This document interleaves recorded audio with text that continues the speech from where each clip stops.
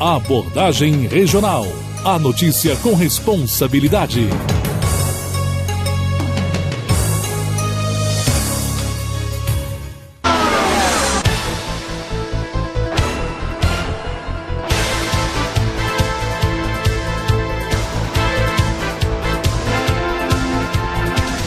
Meio-dia e 4, muito boa tarde. Hoje é quinta-feira, 25 de maio de 2017. Quinta-feira é dia do Espaço Saber, né? Logo mais às 16h44 teremos Lua Nova. O Berk já está ajeitando as varinhas para pescar já. O Berk pesca sempre baseado na fase da Lua. Hoje também se comemora o Dia do Industrial, o Dia da Costureira, o Dia do Massagista, o Dia Nacional da Adoção, que a gente vai ver daqui a pouquinho na história hoje, o Dia Internacional da Tireoide, nossa, tem isso também, e o Dia da África também é hoje. No Espaço Saber, você sabe, né? Toda quinta-feira ele está por aqui. Carlos César Berk, vulgarmente conhecida como Berk, né, Berk? Seja bem-vindo, boa tarde. Boa tarde, vulgarmente, agora ficou legal, hein? Ficou bacana, né? Dá a impressão de bandidagem, né? Vulgo. Vulgo, né? Dá a impressão... Alcagueta. É. Não, alcagueta é outra não, coisa. Você não participa das listas? Não, ainda não. Não? Puxa ainda não. Eu queria te ver lá na televisão, sentadinho, falando, não, peguei ali, peguei aqui, vou pegar lá. O fulano pegou também. Rapaz, você sabe que em 2012 teve uma eleição aqui Opa, olha só, atenção, ouvinte. Em 2012 teve uma eleição aqui em Porto Ferreira que eu participei, né? Da lista? Foram 3 candidatos a prefeito. Eu sou o único que não tá no Odebrecht, cara. Então eu tenho que dar graças a Deus, porque pelo menos não ganhei eleição, mas pelo menos durmo tranquilo, né? Não tenho que ficar me defendendo. Você só usa a água da Odebrecht. Ninguém aqui. Você só usa a água da Odebrecht. Acaba para tomar banho, né? Porque para beber não dá. Não é mais Odebrecht, agora mudou o nome, né? Brookfield. Como? Brookfield. Parece o nome de atriz. É aquela menina bonita que ficou perdida na ilha, aquele rapaz? Nossa, que menina bonita, hein, cara? Brookfield é bonita. Mas olha, você vê, hoje nós estamos aqui com o Chico Gentil, né? Francisco Henrique Ribaldi Gentil, que é fisioterapeuta também. Francisco Gentil é uma rua lá no Salgueiro. Tem, o avô. Meu avô. E o Chico, ele é especialista em osteopatia e inclusive é professor aqui dentro do Brasil, em algumas cidades, aqui desde Belém do Pará, aqui Rio Grande do Sul, São Paulo e também lá no Uruguai, professor na área de osteopatia, né? Osteopatia, é isso? Isso, que é uma fisioterapia mais específica, daqui a pouco até a gente vai falar um pouco a respeito. E é o Chico Louco, né? Na semana passada nós anunciamos o Chico como Chico Louco, porque é um cara que deixa extravasar assim, as opiniões dele, é um cara muito autêntico. Então, é meu amigo particular. Então ele é Chico Sincero, não Chico Louco. Eu acho que é melhor. É parente, sincero, parente do Zé Louco ou não? Não. Sou muito amigo. Agora você veja, né? Que coincidência, né? Igual a semana passada a gente falava sobre coincidências, né? A gente está falando hoje sobre osteopatia, fisioterapia e a dia do massagista, né? E eu acho que uma das piores coisas que tem para um fisioterapeuta, não sei se o Chico vai concordar comigo, é ser confundido ou tratado como massagista, né? E outro dia que eu acho que é um dia bastante interessante, não sei de onde sai a criatividade das pessoas para criar o Dia Internacional da Tireoide, por exemplo. Incrível, né? Eu acho que é um dia bastante interessante para a gente até comentar, falar assim, poxa vida, o que quer dizer o Dia Internacional do Trabalho? É até feriado. Agora, o Dia Internacional da Tireoide. Eu acho que é para chamar atenção, porque deve ser, eu sou leigo no assunto, é o tipo da doença que ela é silenciosa, né? Sim. Então, tanto a tireoide como a hipotireoidismo, né? Isso. É uma coisa que não dá muito alarme, que nem a própria pressão alta, né? Na hora que vê, já você tá perdido. Eu acho que eu tô dessa, viu, Reinaldo? Sabe por quê? Porque eu não como quase nada e sou obeso. Então eu acho que a minha tireoide não está funcionando direito. Provavelmente. Isso, né? Procura um advogado. Não é advogado. E estamos também aqui o Paulo Carvalho, que é o detentor aqui do programa, que é a abordagem regional, né? Sim, que está todos os dias aí. Eu faço tratamento. Você faz, Paulo? Faço. Tomo Puran 75 diariamente e tem que tomar até morrer, porque senão a tireoide não funciona. Então eu me sinto homenageado no dia de hoje. Parabéns, então. Falando em homenagem, antes de cumprimentar o Chico e os convidados, vamos registrar hoje 32 anos de vida matrimonial do nosso presidente, Rubens Rodrigues. Parabéns. Rubinho, meus pêsames. Desculpa, parabéns, Rubinho, parabéns. Está fazendo aniversário de casamento, a gente faz a nossa singela homenagem. É verdade. Antes que a gente comece o bate-papo aqui, Paulinho, vamos falar do ponto. É Miss mesmo, Paulinho? Isso, o ponto... não é aquela que desfila, não. Porque eu já enchi a boca d'água aqui já. Imagem e som.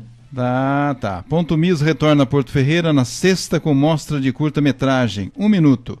Mostra Melhores Minutos 2016, mostra de animação e universitária. Rede de exibição 2017. Em Porto Ferreira, local Casa dos Conselhos Municipais, antiga CESP, lá na Avenida, tá ok? Avenida Engenheiro Nicolau de Vergueiro Forjás, com a Luiz Gama ali, subindo ali para a Escola do Comércio ali, amanhã às 19 horas. Mas então, volto aqui a falar com vocês, né? Boa tarde a todos mais uma vez, aos nossos internautas, os ouvintes da Rádio Comunidade, e também dando aqui as boas-vindas ao meu amigo particular, né?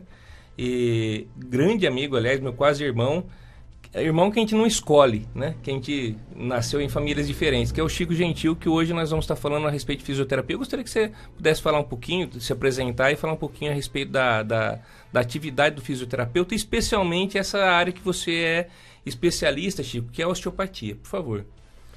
Boa tarde a todos, ouvintes da comunidade. Eu sou o Chico Gentil, também conhecido como Chico Louco. A partir de hoje, Chico Sincero. Chico Sincero, boa. Não, eu gosto do louco.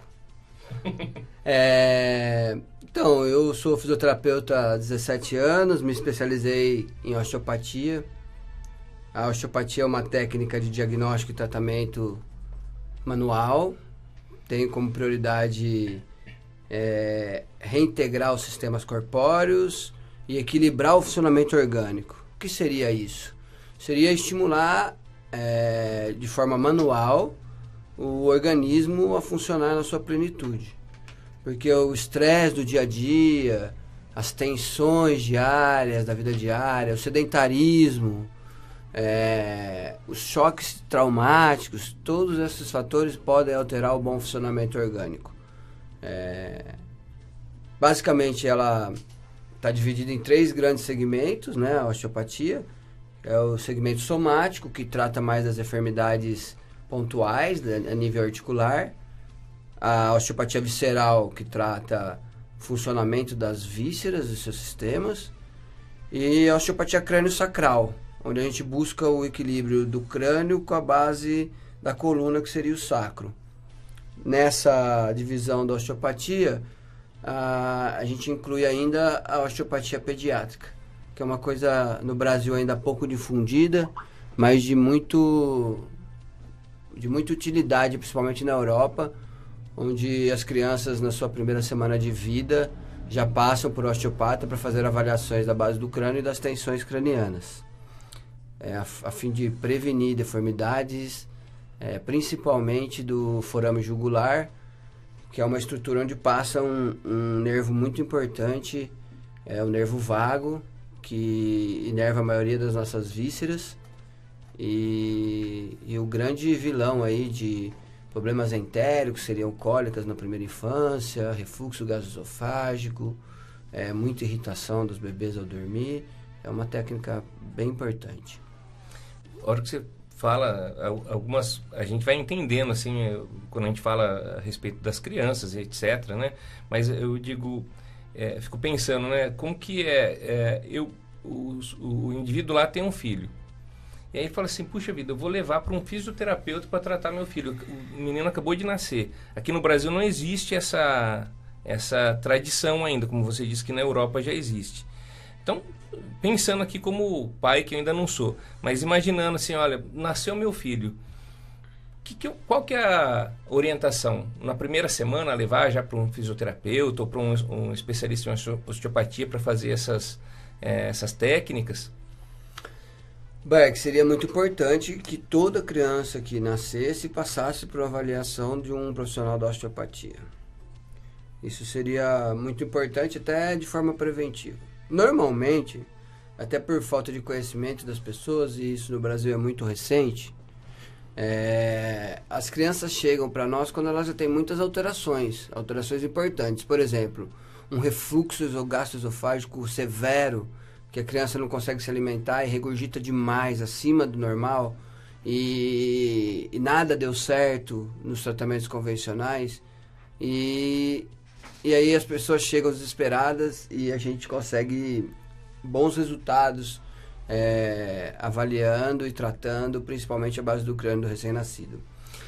O que pode fazer um recém-nascido ter essas alterações, né? Como isso se dá num recém-nascido? Normalmente, a tensão na base craniana do recém-nascido ela acontece no período gestacional intrauterino. O posicionamento do bebê dentro do útero da mãe pode ser um fator de tensão.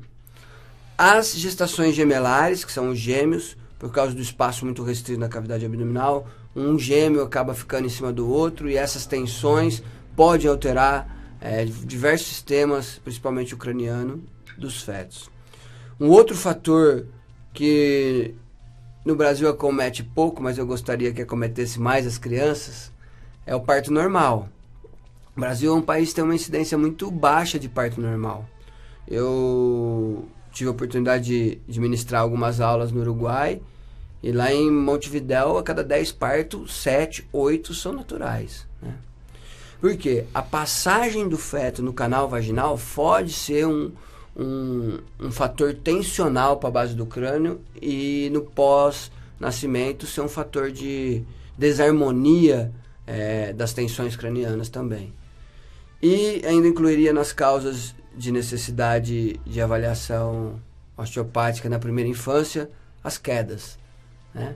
Que é muito comum um recém-nascido cair de uma cama, ou às vezes passa da mão de um para o outro e acaba se escapando, porque as crianças nessa fase têm reflexos, e esses reflexos às vezes atrapalham e podem acontecer acidentes. Então esses impactos também são causadores de tensões cranianas na primeira infância. E por que se faz isso? Porque nessa fase, muitos dos ossos do crânio eles têm uma forma membranosa. Eles não estão ossificados na sua plenitude.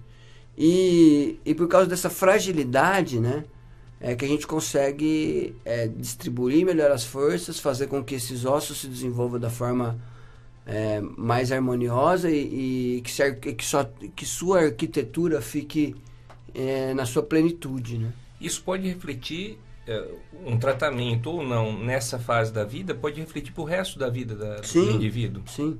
De que forma? Uma lesão negligenciada nessa idade, ela pode se tornar o que nós chamamos de lesão intraóssea. O que é isso? É uma má formação da arquitetura do osso do crânio, e isso é um fator de descompensação a vida toda, né? E aí a criança pode desenvolver uma hiperatividade tensional, a criança pode ter muita irritação, a criança pode sofrer do que eu sofri muito na minha vida, que é de uma inquietação muito grande, né? Eu sou uma figura de livro da osteopatia pediátrica. Eu tive um parto difícil, parto natural, só que conduzido a fórceps. Agradeço ao Dr. Sapa lá de Descalvado. Quero aproveitar a oportunidade de mandar um abraço para o Dr. Neif, que também está acamado, que são grandes figuras da medicina familiar, né? Cuidavam de todos. E quando eu fui retirado de fórceps, eu fiz uma sobreposição de ossos do crânio, principalmente dos ossos parietal, uma região que está muito relacionada com a parte motora. E isso me traz uma hiperatividade motora acima da média, né? Então, com 4 anos eu já nadava, fazia judô, peteca, berimbau, gaita, né? Tudo que fizesse eu gastar energia para dormir, né? E daí veio o apelido de Chico Louco, né? Porque não tinha parada, não dormia, era doidão mesmo, assim, não conseguia ficar sentado, tive muito problema no colégio com isso. E só fui descobrir disso quando eu fui estudar, e aí me tratei um pouco Hoje podemos dizer que eu sou um louco controlado. Não, que bom, né? Mas eu acho assim, de repente até esse problema acabou até transformando uma pessoa mais ativa e talvez nem tenha sido tão ruim, né? Não sei qual que é o reflexo disso para questão de educação, de uma série de outras coisas, né? Da vida social. Posso dizer que a hiperatividade ela atrapalha demais, né? Eu sempre fui muito sábio no que eu fiz, assim, de fácil aprendizagem, mas muito dificultoso para ficar parado, né? Então hoje eu me domino, por exemplo, eu consigo ficar 12 horas na clínica, mas eu adoro ir para um campo, trabalhar num esporte, entendeu? Porque lá eu me movimento mais. Lá eu acabo tendo uma atividade maior. Então, para mim, eu tenho ânsia pela motricidade. Isso me dá muita disposição para fazer algumas coisas, principalmente as motoras, né? E, ao mesmo tempo, na hora que eu precisava mais da minha parte cognitiva e intelectual, eu não conseguia ter parada, né? Então, isso me incomodou na minha aprendizagem. Às vezes, os pais, os professores até, ficam pensando, puxa vida, esse menino é indisciplinado, né? E, na realidade, não é... Foi, de repente, até uma causa... como você disse, né, do nascimento lá, que fez com que alguma mudança, que você até citou agora há pouco, na composição, na formação do crânio, deixasse a pessoa mais hiperativa ali, né? É possível. É possível. Entre outras causas também. Você pode ter uma hiperatividade, como você pode ter uma hipoatividade, né? A pessoa fica mais assim, calminha. Exatamente, as crianças são muito calmas, muito devagar, porque nós temos sistemas importantes. O sistema nervoso autonômico, ele é classificado em sistema nervoso simpático e parasimpático. Didaticamente, a gente costuma dividir os dois sistemas, mas na verdade é uma sinergia desses sistemas que faz o nosso funcionamento e cuida do nosso estado de vigilância e controle das atividades autonômicas. Por isso que ele chama sistema nervoso autônomo. O que são atividades autonômicas? Batimento cardíaco, controle da pressão arterial, ereção de pelos, o libido sexual, entendeu? É uma coisa que você não controla. Dosagem hormonal. Independe da atividade cerebral, nesse caso. Porque a atividade cerebral é autônoma, exatamente. A audição também está nisso? A audição já é um sistema neural envolvido mais a parte de ressonância, né? Mecânico. Né? Porque dos nossos sentidos, eu sempre costumo falar aqui que nós não temos controle sobre a audição, né? Nós temos controle sobre todos os outros sentidos, né? Se eu não quiser ver, eu fecho os olhos, se eu não quiser sentir cheiro, eu fecho o nariz e assim por diante. Já a audição não, ela está ligada 24 horas, até mesmo quando você dorme. Se alguém fizer um barulho mais alto, te acorda. E eu estava explicando isso um dia para uma vizinha lá, ela não conseguiu entender, logicamente, que ela botava o rádio dela nas alturas. E eu falei para ela, você está enfiando, entre aspas, goela abaixo, uma música que você gosta no meu ouvido. Eu não gosto dessa música. Sim. A mesma coisa acontece com os carros de som, né, que passa aí fazendo propaganda, escapamento de moto e tudo mais. Mas enfim, ela não conseguiu entender, né? Em relação a uma sugestão aqui para sua vizinha, Reinaldo, sintonizar na Rádio Comunidade, né? Não, mas em determinados momentos tem um som aqui que eu também não gosto. Então, eu não sou hipócrita, então não seria interessante. Seria interessante uma coisa chamada fone de ouvido para ela. Ah, sim, também, né? Respeitar a particularidade dos demais. Logicamente. A audição é um sistema muito peculiar. Né? Ele transforma a ressonância, né, em estímulo neural, né? Então, por exemplo, você vê uma onda vibratória, essa onda vibratória causa entre a bigorna e o martelo, que são os dois menores ossos do corpo humano, uma ressonância, e um bate sobre o outro, transforma isso em onda sonora para o sistema nervoso central, por isso a gente ouve. Então esse sistema, ele é involuntário também, mas ele tem um funcionamento que não é comandado muito pela parte neural, ele é comandado mais pela ressonância mesmo externa, né? Engraçado também os nomes dos ossos, né? Bigorna e martelo. Porque realmente parece um martelinho e uma bigorninha. Quando você vê exatamente. Como eles são muito próximos para a vibração, são eles que emitem isso para o cérebro, né, essa ressonância, eles são muito parecidos com uma bigorna e com um martelo, por isso levam o nome. Bom, Chico, nesse primeiro momento nós estamos falando a respeito dessa questão mais da infância, né? E lá na Pastoral da Criança a gente costuma atender, a gente chama de Pastoral da Criança, mas a gente costuma atender desde a gestação, né? E uma pergunta aqui, eu estou aqui fazendo o papel do nosso ouvinte, né? Pensando na criança e não na mãe, é importante já fazer um acompanhamento durante a gestação? Tem como a gente prever, ou corrijo aqui, não prever, mas prevenir algum problema na saúde do feto, da criança, antes ainda dele nascer? O que nós podemos fazer na fase gestacional é orientar a mãe para possíveis sinais e sintomas que possam vir na primeira infância e que ela possa procurar um profissional que dê a orientação devida para cada problema, né? Tem alguns casos de manipulação intrauterina, né? Tem um professor meu, um cara renomado da região de Campinas, o nome dele é Rogério Queiroz, um grande abraço para ele, que é uma pessoa muito querida por mim. Ele, 2 dias antes do nascimento do filho dele, ele descobriu que o filho dele tinha 4 voltas do cordão umbilical no pescoço. Quer dizer, um parto de risco. Seria um parto arriscado, porque com 4 voltas, se nascesse de parto normal, ele poderia ser estrangulado. E ele queria muito o parto normal, né?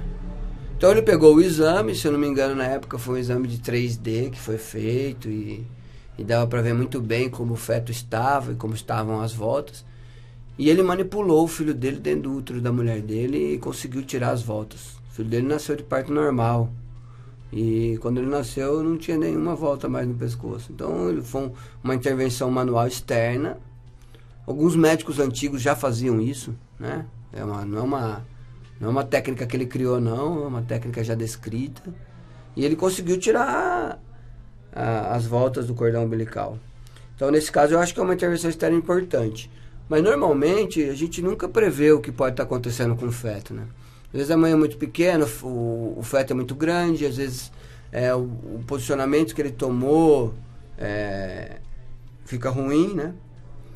Tem um outro relato de um outro colega também, muito importante dentro da osteopatia, esse estudou comigo, que o segundo filho dele, o primeiro eles já usaram uma doula, né, que é uma parteira moderna, vamos dizer assim, e nasceu muito bem. E o segundo filho dele também, na semana de fazer o parto, entrando na semana final, ele se posicionou de nádegas. O que também não é um parto de risco, desde que você tenha consciência do que está sendo feito. E eles queriam um parto normal e encararam o parto de nádegas e isso está registrado em filme. É um parto fantástico, onde o bebê nasce sentado, né? E de forma natural. Que para muitos médicos isso se torna uma emergência. E não é, né? Então, assim, depende muito do conhecimento familiar também, né, Berk? Da orientação. A gente fala que na área da saúde nós temos muito pouca intervenção ou orientação primária, né?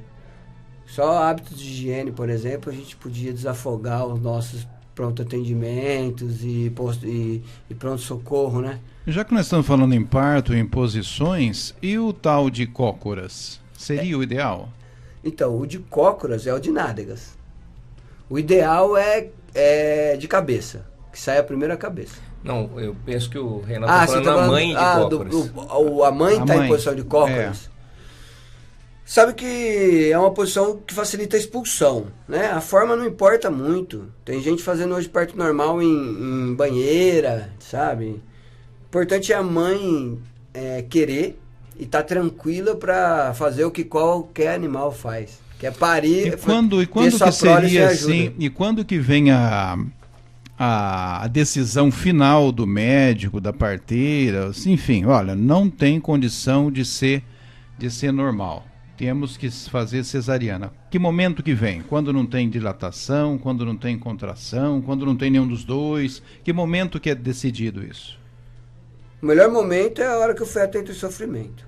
Você pode conduzir um parto normal até a hora que você achar que o feto está bem e ele não tem alteração. A partir do momento que você achar que ele não está em condição de nascer, eu sou a favor da intervenção. Né? Eu não sou radical. Só que eu acho que a raça humana perdeu o poder de parir, né? Sem auxílio externo. Né? Isso é ruim para a espécie. Né? Qualquer espécie pare... O próprio governo está querendo diminuir as cesarianas. Na verdade, o que aconteceu? No Brasil tem uma epidemia de cesariana. Né? Um excesso de cesariana. Porque é tranquilo pro médico, né? É mais cômodo pro médico, sim. Isso não tem a dúvida. Porque um parto normal também pode se estender durante muito tempo. Né? Também, por outro lado, eu já ouvi falar assim, vocês homens é fácil falar parto normal, né? É fácil, né? Vocês vão sentir dor, não sei o quê. Até que ponto isso... Garanto que a dor da cesárea é maior. E as consequências também. Né? Porque elas permanecem, né? Porque hoje nós temos um parto normal também sob anestesia, né? Não precisa passar dor. Né? A dor é necessária para você saber que você tem que fazer força para expulsar. Né? E se diminuindo a dor e tendo uma boa orientação de como expulsar o feto, isso não se torna um problema. E o risco é menor também para a mãe, né? O parto normal. O prognóstico é muito melhor. Uma mãe faz um parto normal hoje, 24 horas depois ela tá andando, dando banho no filho dela com ele no colo. Uma mãe faz uma cesárea, vai demorar pelo menos 15 dias para pegar uma criança no colo. Entendeu? Então... Sem falar dos riscos das infecções hospitalares, né? Sim. Todo procedimento tem 20% de chance de dar errado. Eu fiz uma... 20%? 20% de chance. Caramba, alto o índice. É bom, vamos dizer assim, que é controlável, porque na maioria das vezes ele dá certo, né? O sistema é muito fantástico, né? O sistema imunológico, né? Tá, então não dando certo, isso não quer dizer que vai gerar consequências piores, né? Pode ser ainda depois controlado, né? Em 20% dos casos tem chance de contrair algo que é decorrente dessa cirurgia. Na verdade é isso, ou uma infecção hospitalar, ou uma intercorrência cirúrgica, um erro médico, ou uma mudança de planos no meio do caminho, porque se achava que tinha uma coisa e tinha outra coisa. Eu sempre comento com os meus alunos, eu digo assim, qual que é um índice de falha que você aceitaria na sua empresa? 10%, 20%, 30%? Então, geralmente os alunos chegam num índice perto de 10%, talvez um pouco mais, um pouco menos. Aí digo assim, é seu filho que vai nascer, você aceitaria 10% de erro? O cara fala, não aceito. Então, quer dizer, como que a gente aceita o erro nosso, mas não aceita o erro dos demais, né? Agora, me falando em 20%, me deixou até um pouco aqui assustado, até um pouco... até fiquei aqui um pouco catatônico aqui. Mas eu me lembro uma vez, eu fiz um curso de parapsicologia dinâmica com o professor Álvaro, lá na sede paroquial, isso eu tinha 16 anos, já faz mais de 5 anos que isso aconteceu, e o professor Álvaro dizia assim, que as mulheres indígenas, elas se afastam da comunidade para ter os filhos na floresta e sozinhas, né? E aquilo que você falou agora há pouco me trouxe me aflorou essa lembrança do professor Álvaro falando isso, que você disse assim, nós seres humanos, qualquer animal consegue dar à luz de forma natural, sem apoio externo, e nós seres humanos, animais também, né, não conseguimos mais, né? Já estamos hoje adaptados a essa realização. Por exemplo, meu pai nasceu de parteira, né? Eu também. Você também? Também. Dona Asmelide Bruno fez meu parto e da metade da população da minha idade. Que já passou dos 30. 54. Então. No Xingu tem bastante ainda, né? Lá na aldeia é assim mesmo. A índia pega barriga, vai pro meio do mato, pare sozinha, volta com o bebê limpo, cordão umbilical cortado no dente, né? Que a gente fala de risco de infecção hospitalar, essa coisa. Acho que o risco de você ter uma infecção dentro do hospital e de você ter uma infecção na floresta é maior no hospital. Até porque ali está concentrado a população doente. Exatamente. Né? E na floresta só tem coisa boa, né? Sim. Embora tenha fungo, decompositor em tudo quanto é lugar. Mas depende muito do sistema. A gente fala muito assim, por exemplo, a gente vê crise de meningite bacteriana. Por que algumas crianças pegam e outras não pegam? Porque algumas têm um equilíbrio do sistema imunológico melhor do que as outras. Pode até vir justamente desse primeiro contato com a humanidade. Né? Sim, da bagagem genética que desenvolveu na linhagem familiar de cada um. E depois que a gente nasce, a gente fica mamífero pro resto da vida. Porque você Nós não deixamos de tomar leite. Você deixou de tomar o leite humano, né? E tomamos o leite de outro animal. Já que os outros animais, não, eles só tomam leite quando eles são bebês. Nós humanos não, nós somos mamíferos literalmente para sempre. É um assunto para ser discutido, viu? Porque a gente come queijo, um monte de outras coisas. Nós somos mamíferos. Né? Mas está muito condenado hoje, viu?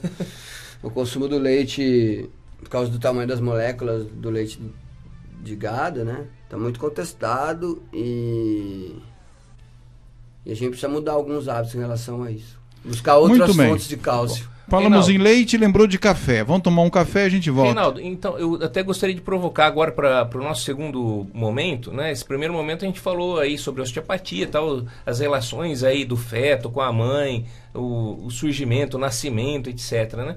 Eu gostaria agora que a gente, no segundo momento agora, provocar aí, depois, você que também está aí na sua casa, quiser mandar perguntas aí pelo WhatsApp, Facebook ou mesmo pelo telefone da rádio, fica à vontade, para que a gente possa falar agora num segundo momento a respeito de postura mesmo, né? Hoje a gente está aí com o celular, as pessoas estão muito conectadas, né? E a gente está sofrendo uma sobrecarga muito grande em relação ao nosso sistema corporal, né? O nosso próprio corpo, e eu gostaria da gente abordar um pouquinho isso aí no segundo horário, que no nosso segundo momento, logo após o cafezinho. É verdade, porque daqui a uns anos seremos todos quasímodo. Quasímodo. Entendeu? Captou a mensagem? Sim. De tanto olhar para baixo pro celular. Hoje é quinta-feira no Espaço Saber, estamos recebendo aqui a visita do Francisco Gentil, que não é a rua, mas é a pessoa, né? E do Carlos Berck aqui conversando sobre a osteopatia. Um nome um tanto quanto meio diferente, né? Como é que surgiu essa vontade de estudar exatamente isso, Chico? Você viu alguém fazendo? Você gostava de mexer com massinha na escola? Eu acho que essa vontade vem do meu tio-avô, né? Eu tenho o João Gerivá, finado João Querubim, que era metido aí da estala nas costas dos outros, pôr no lugar, cuidava. Acho que isso me despertou muito. Eu sempre gostei muito da terapia manual, assim, da manualidade e tal. Quando me formei em 2000, tive a oportunidade de passar uns 3, 4 meses com ele no Goiás. Ele faleceu há uns 3 anos atrás. E acho que ele despertou essa coisa em mim, né, de querer trabalhar com terapia manual. Aqui em Porto Ferreira é só você nessa área? Não, nós temos outros profissionais aí já fazendo também. Tem o Dr. Jurandir, que trabalha comigo há 10 anos. Tem a doutora Bruna Neri, que também faz osteopatia. Eu acho que eu estou um pouco mais de tempo, né? Desde 2004 na osteopatia. Porque muitas vezes na cabeça de nós leigos, né, existe a confusão. Massagista, osteopata. Qual é a diferença de um e de outro, sendo que os dois põem literalmente a mão na massa? A massagem, para nós fisioterapeutas, ela é um recurso terapêutico manual, como qualquer um outro, né? Então você pode fazer massagem, você pode fazer RPG, você pode fazer várias outras técnicas de nome. A fisioterapia entra também aí? Entra, a fisioterapia clássica, a eletroterapia, né? São todas técnicas de tratamento, né? A massagem, para nós, na fisioterapia, é um recurso. A gente utiliza às vezes, uns utilizam mais, outros menos, né?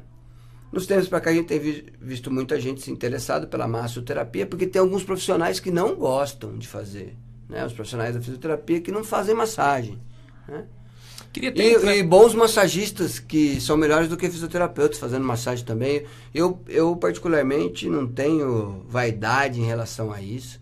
Eu acho que o que é bom a gente tem que fazer. Tem profissional que não gosta e tem bons massagistas. Ô Chico, assim, sem querer criticar nenhum profissional, porque eu acho que todo mundo tem aí direito a escolher a técnica, né? Eu falo assim, eu comento com os meus alunos de administração, eu falo assim, olha, qual técnica administrativa que é melhor? Assim, ó, isso equivale um pouco à medicina. Você chegar num médico, um vai falar para você mudar seus hábitos alimentares, outro vai mandar você fazer atividade física, outro vai te recomendar uma medicação e outro vai te indicar uma cirurgia. Qual está certo? Nenhum deles está totalmente errado e nenhum deles está totalmente certo.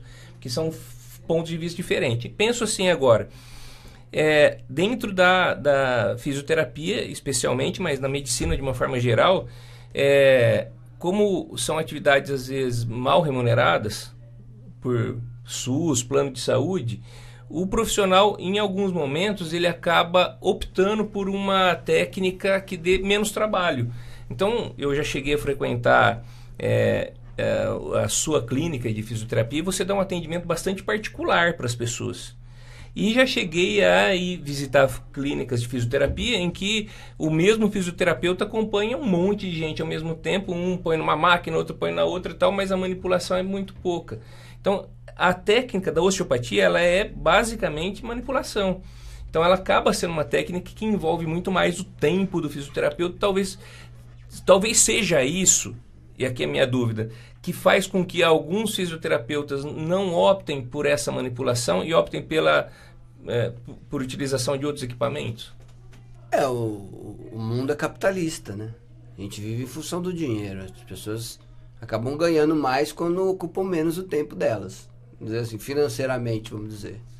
Realmente, eu não sou muito adepto do sistema de convênio, não. Eu acho que o sistema de convênio, ele só existe no Brasil para justificar a medicina privada, né? Porque o que se faz? Sucateia o Sistema Único de Saúde, né? Que aí você provoca a adesão a convênios e o convênio paga para você um valor que realmente é muito pequeno, né? Em contrapartida, né? Para que serve o convênio, né? Serve para a gente poder difundir o que a gente faz, para a gente fazer diferente, né? Eu realmente demorei 16 anos para participar do convênio. Hoje eu tenho convênio com a Unimed, com o Hospital Dona Balbina, porque eu só aceitei o convênio se fosse para fazer um trabalho diferenciado, né? Porque essa história de atender muito com pouca qualidade terapêutica não me agrada muito, não. Então, lá na minha clínica, eu procurei desenvolver uma forma que eu pudesse dar um atendimento, mesmo que por um período menor do que eu dou nos meus particulares, mas que mantesse um padrão de personalização para cada pessoa. Isso eu acho que é o meu diferencial. Com certeza poderia ser muito mais lucrativo se eu estivesse atendendo 10, 15 ou 20 pessoas no mesmo horário, mas eu ainda priorizo a boa prática terapêutica, né? Acho que isso é essencial. Você comentou agora há pouco sobre aquele amigo seu lá que conseguiu tirar o cordão umbilical do pescoço da criança. Como que foi feito isso? Ele fez massagem na barriga da mãe e foi virando a criança. Isso pode ser feito também com os órgãos internos, caso esses órgãos estejam doentes e necessita, digamos assim, de uma massagem? A osteopatia visceral propõe isso. Você fazer os órgãos internos funcionarem de uma forma mais harmoniosa através de técnicas externas que visam melhorar. No caso desse feto, o pai tomou a criança nas mãos, dentro do útero da mãe, e com movimentos leves e sutis conseguiu fazer essa criança se movimentar dentro do útero para tirar as laçadas. É um artista isso. É um artista. É um artista. Na verdade, a sensibilidade palpatória do terapeuta é algo equivalente a um Picasso, né? É um grande artista. É isso que eu fico imaginando. Eu acho que é uma obra de arte terapêutica. Eu concordo com você nesse sentido. A sua analogia é perfeita. Eu fico imaginando uma pessoa pegando um pedaço de argila e moldando uma peça de arte. Principalmente porque ele não está vendo, o órgão está ali interno, não é verdade? Seja ele qual for. A gente chama isso de criar dedos nos olhos. Porque não... Ou olhos nos dedos. Isso verdade, pode ser feito... Dedos, tocar e ver o que está acontecendo internamente. E isso é possível ser feito, digamos assim, com fígado, rim, intestino, coração, pulmão? Como é que é isso?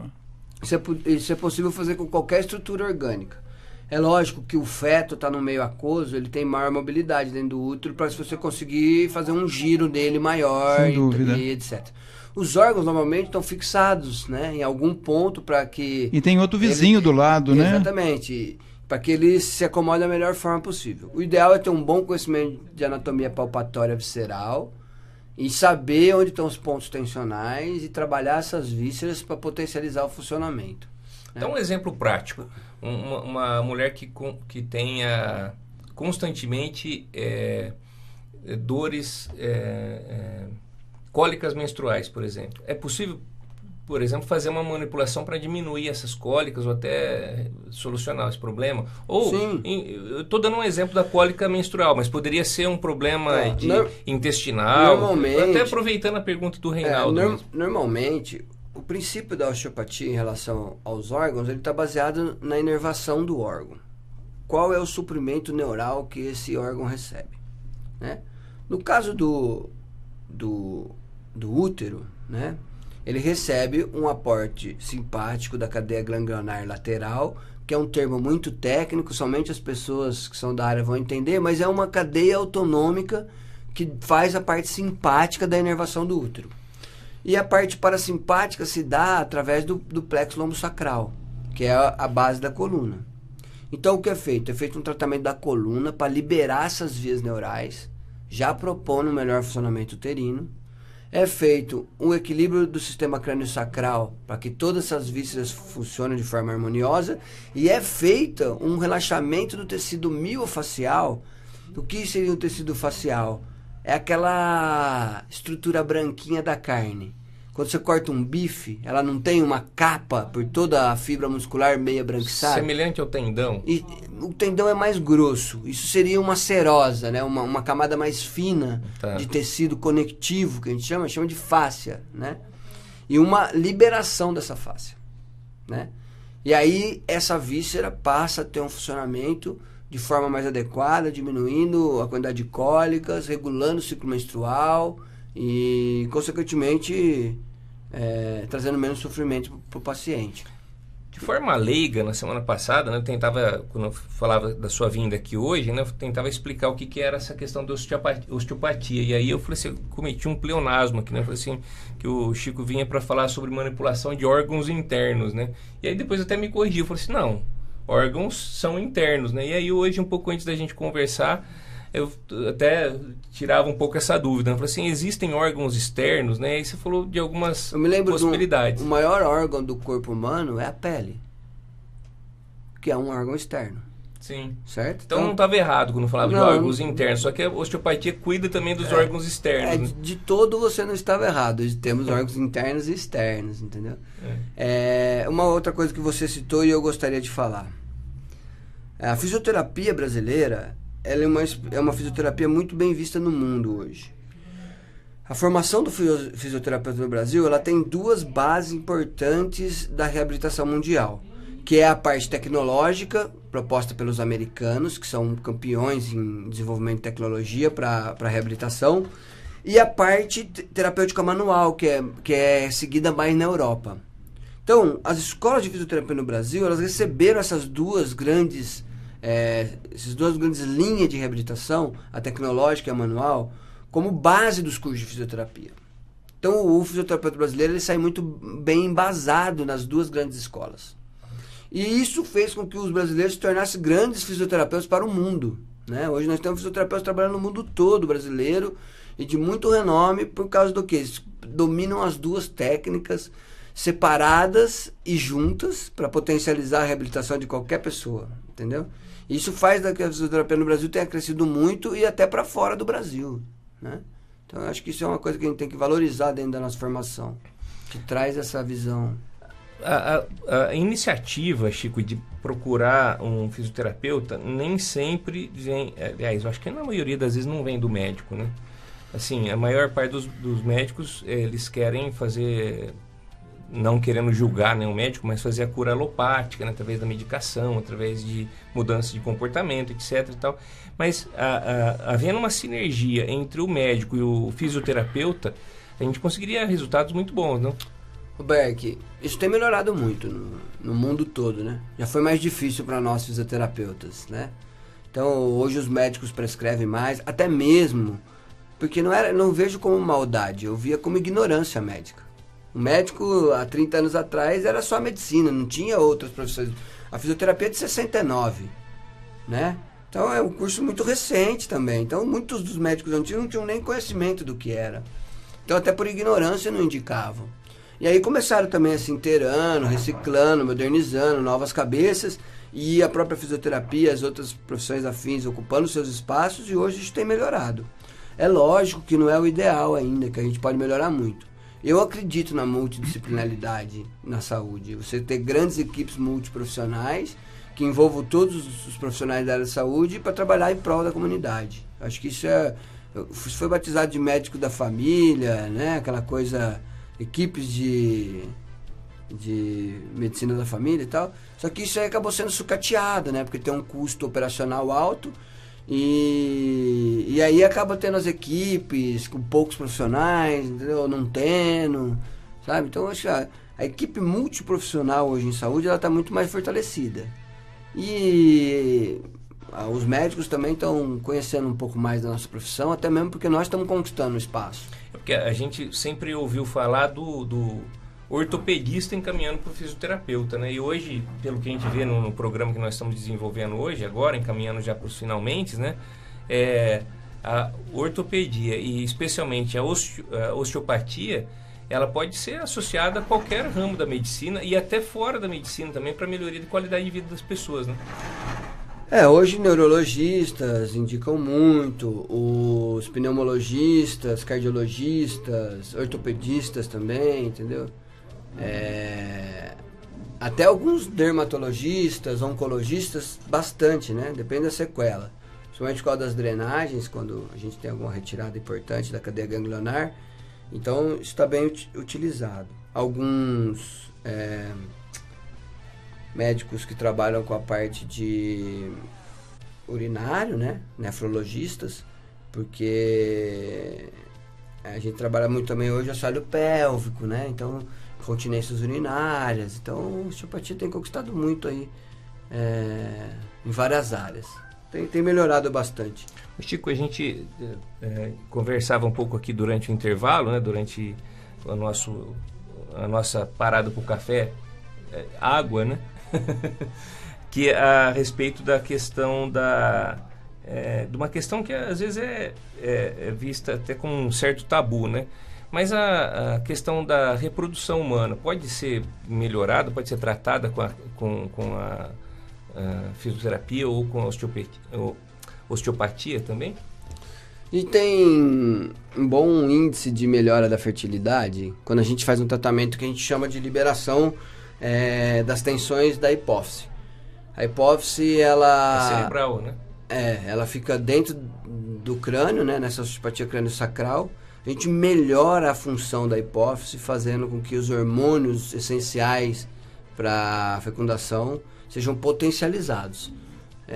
E alguns casos aí de pessoas que não tiveram resultado nem com técnicas in vitro ou de fecundação assistida, conseguem engravidar de forma natural. A fisioterapia pode substituir o Viagra? Eu não posso dizer isso. Eu posso dizer que a osteopatia consegue fazer um garoto que tem perda de ereção precoce,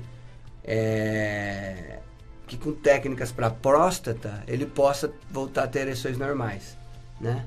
E normalizar isso, porque uma tensão prostática pode diminuir o aporte sanguíneo no pênis e isso ser um fator de perda de ereção no meio de um ato de relação. Eu gosto de tratar... Resolveu o seu problema, Berk? Então, eu ia falar agora, né? Assim, como diz lá no Altas Horas, um amigo meu perguntou. Mas tudo bem que eu não sou mais garoto também. E você também não vai em Altas Horas. Fala, garoto.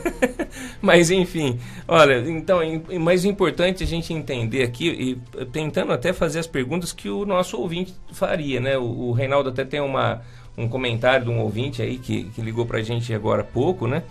Depois até se puder até comentar, Reinaldo. É o Manuel do Cristo. Ô, Manuel, abraço pra você, viu? Obrigado pelo carinho. O Manuel falou que tá gostando muito do programa e que realmente, na época dele, né, da mãe dele, sempre dizia que mulher de verdade mesmo é aquela que dá à luz com parto normal. Como disse o Chico, é uma dor mais intensa num primeiro momento, que pode ser socorrida com uma anestesia, mas por outro lado é pontual, né? Depois acabou, no dia seguinte, como disse o Chico, tá lá cuidando do bebê. E é natural, né? É o natural. Tá dentro da normalidade. Evita aqueles 20% de risco que a gente comentava agora há pouco. Gente, nosso tempo tá acabando, mas eu ainda gostaria de falar sobre mais um assuntozinho, Chico, se me permite, que é da RPG. Você comentou um pouco agora na hora que você falava a respeito das abordagens que pode fazer um fisioterapeuta, e eu vejo hoje muito, eu não sei se tem a ver com a RPG, me corri se eu estiver errado, mas a gente poderia abordar, se for o caso, até os dois assuntos assim, de uma forma bastante rápida. É a questão, o que é RPG? Reposicionamento postural global, é isso? É reeducação postural global. Reeducação postural glol. E a questão da utilização das mídias eletrônicas, né? Então as pessoas hoje, cada vez mais, como disse o Reinaldo agora há pouco, estamos nos transformando aí em Quasímodo, né? Lá do Corcunda de Notre Dame, né? Que daqui a pouco o peso da cabeça vai tá sendo maior do que o peso de carregar uma carga de alguns quilos, né? De tanto que a gente usa a cabeça inclinada para acessar as mídias sociais através do celular. Eu gostaria que você falasse a respeito da RPG e dessa questão da postura em relação à utilização dessas mídias eletrônicas. O RPG é uma técnica que ficou muito conhecida no Brasil de reeducação postural, né? O nome educação postural geral já era usado na fisioterapia há muitos anos. Aí veio o RPG, que na verdade é reeducação postural global, né? O grande marco do RPG é que o RPG passa de ser um tratamento segmentado e passa a ser um tratamento mais planejado, visando o corpo todo, o corpo como um todo, e aí os resultados posturais. Mas temos uma dúzia de boas técnicas posturais para ser usada. A osteopatia pode ser uma, o GDS pode ser outra, e uma boa cinesioterapia também pode ser uma forma de reeducação, uma postura, né? Que é cinesioterapia é a terapia através do próprio movimento, que é o que mais se utiliza, né? Hoje está na moda aí o cara falar, eu faço funcional. Eu faço funcional há 18 anos, porque toda reabilitação neural é neurofuncional, né? Você tem que melhorar a função do sistema nervoso para conseguir fazer um AVC andar, né? Aproveitar e falar de AVC, mandar um abraço pro meu amigo Carlos Teixeira, que eu tive a oportunidade de acompanhar toda a sua reabilitação. Um abraço pro Dr. Neif, que eu estou acompanhando agora também no momento difícil de um AVC. É uma patologia que requer muito tempo de trabalho, muita dedicação e principalmente dos pacientes. Então, todas as pessoas acometidas por AVC que estão ouvindo o programa, um grande abraço e perseverar na empreitada. Que é possível melhorar. Que é possível melhorar. Eu me esqueci da outra pergunta. Uma era do RPG e a outra era... Do celular. Bom, o celular, ele pode ser um fator de desarmonização postural, tá? Mas eu acho que nos tempos modernos ainda não vai ser o maior causador de desvios posturais, né? Ainda acho que a falta de ergonomia dentro dos postos de trabalho pode ser um fator de alteração das posturas muito maior do que as mídias sociais. Porque a mídia você usa, você cansa o pescoço, você para. E quando você trabalha numa linha de montagem, quando você trabalha num lugar muito repetitivo, você tem que trabalhar por 8 horas ininterruptas, né? Então eu ainda acho que a indústria, que o trabalho, os postos de trabalho, na indústria, no comércio, em geral, em qualquer setor, eles ainda estão muito mal adaptados ao trabalhador, né? A gente precisava de investimento de infraestrutura nessas áreas. Mas como, né? Investir em infraestrutura para melhorar o trabalhador num país que a cada dia é um estouro de um rombo, de uma falcatrua, né? Então, eu cada vez estou mais descrente em relação a isso, né? Como a gente pode ser um bom empresário, um bom investidor do nosso país, se a gente tem um péssimo exemplo. Espero que depois desses acontecimentos políticos no Brasil, a grande mudança aconteça. Porque a grande mudança no Brasil, ela não pode ser política. Ela tem que ser social, né? Nossa sociedade tem que escolher melhor, né? Tem que ser mais seletivo, né? E tem que agir melhor também. Exatamente. E a forma de agir é o voto. Então eu espero que as pessoas passem a votar com mais cuidado, com mais discernimento, para isso mudar, né, Berg? Quando eu digo agir, eu falo até no dia a dia, né? Porque como diz o Leandro Carnal, ele diz assim, não existe sociedade que não seja corrupta não existe administração pública que não seja corrupta se a sociedade é. Quer dizer, é o pai que fala para o filho de 7 anos dizer que tem 6, é o indivíduo que está acima da velocidade, mas que diminui quando chega perto de um radar. É o indivíduo que compra com nota, vende sem nota. Então a sociedade, de uma forma geral, precisa melhorar, né? Ou registra um funcionário por um valor menor daquilo que recebe e tudo mais. Então a sociedade, de uma forma geral, precisa melhorar. Tem um amigo meu, Faria, né? Que talvez, possivelmente está nos ouvindo, aí eu faria dizer assim: se você pegar uma concha de feijão e colocar no prato e tiver azedo, não adianta você lavar o prato e pegar outra concha. A classe política é essa concha de feijão, ela sai da sociedade. Se a sociedade estiver contaminada, não adianta muito você mudar as pessoas. Tem que mudar, não mudar de pessoas, mas tem que mudar as pessoas, né? A gente tem que começar a ter um pouco mais dessa visão de ser melhor. Mas é isso, Chico, muito obrigado. Obrigado, Reinaldo, Paulo. Você que está nos ouvindo aí, se quiser entrar em contato com a gente, por favor, deixe seu recado, ouça a Rádio Comunidade, participe, interaja conosco. Nosso site é www.radiocomunidade105.com.br. No Facebook nós estamos lá, facebook.com/radiocomunidade. No Twitter, @FMComunidade10.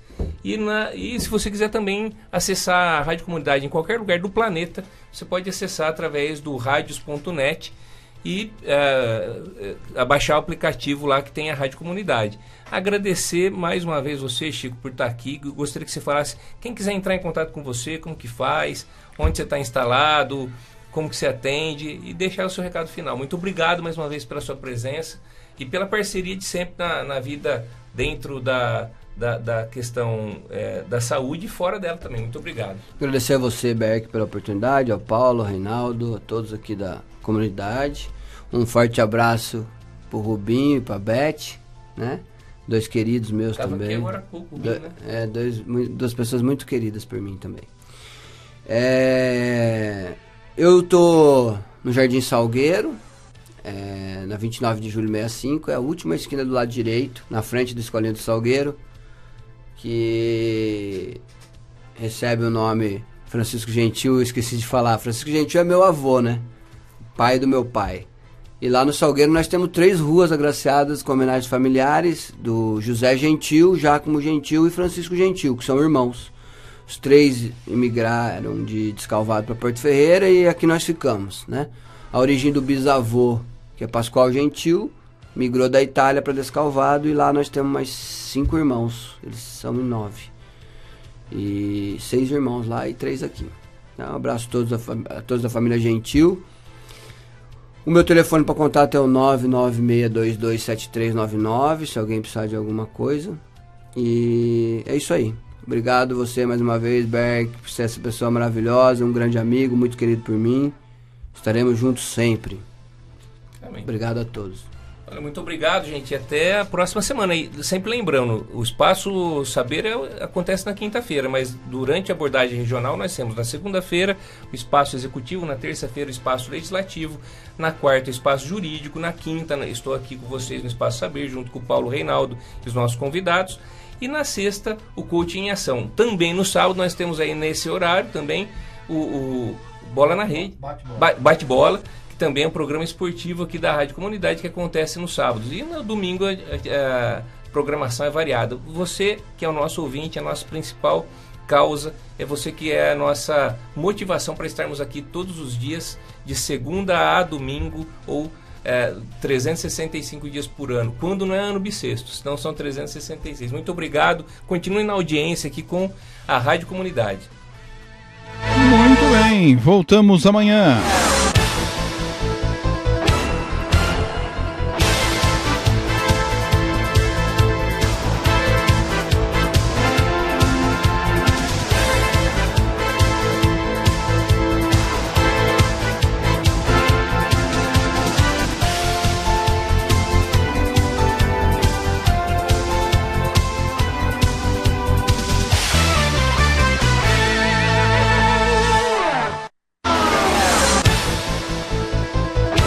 Saia daí! Dentro de instantes, a música está de volta aqui.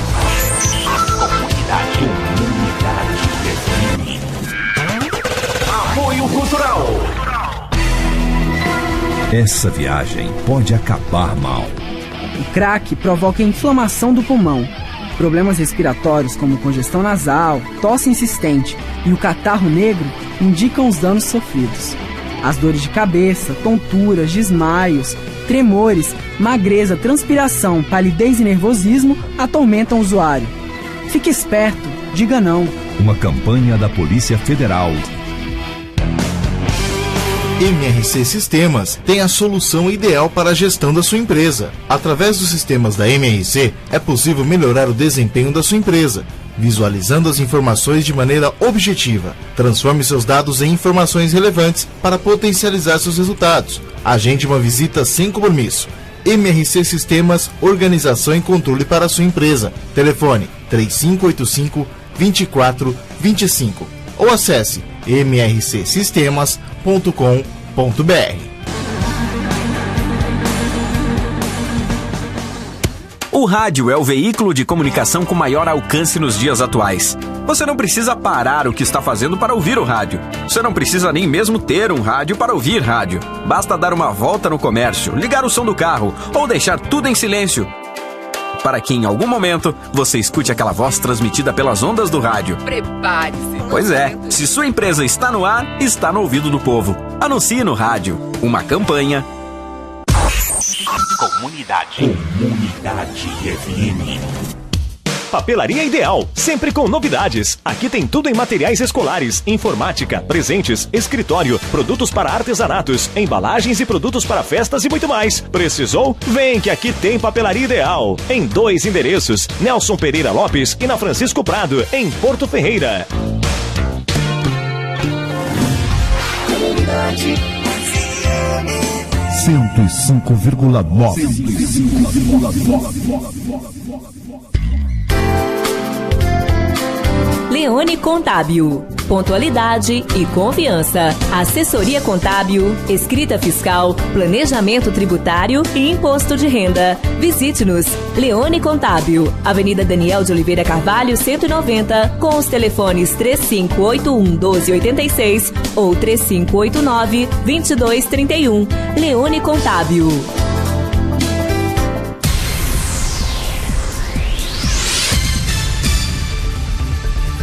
Esta é a ZYU624, canal 290, 105,9 MHz. Rádio Comunidade FM, uma emissora da Associação de Comunicação Comunitária Vida Nova, Porto Ferreira, São Paulo.